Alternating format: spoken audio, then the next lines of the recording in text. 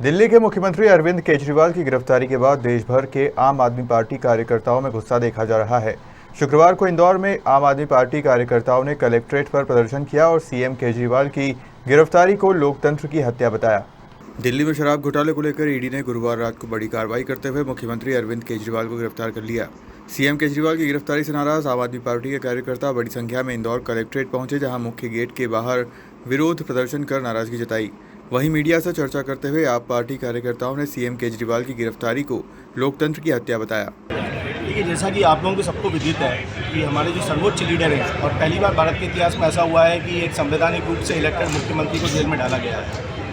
उसके विरोध के लिए हमने एक आवेदन दिया था कि एक शांतिपूर्ण विरोध प्रदर्शन हम करना चाहते थे लीगल तिराहे पर।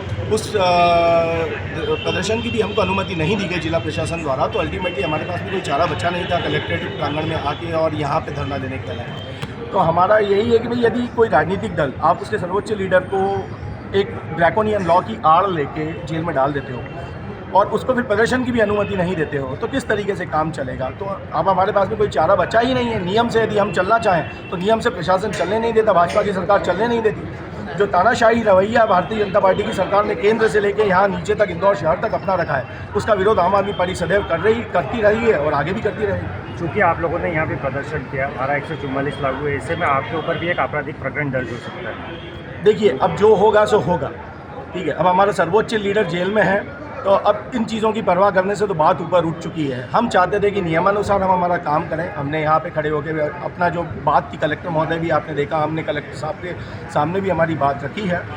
हमें सबसे बड़ी बात, हमें गुस्सा इस बात का है कि भाई हमें कारण तक नहीं बताया गया कि आप क्यों अनुमति निरस्त कर रहे हैं। तो कोई कारण तो बताने के लिए जवाबदेह है कि नहीं है प्रशासन आज की तारीख में।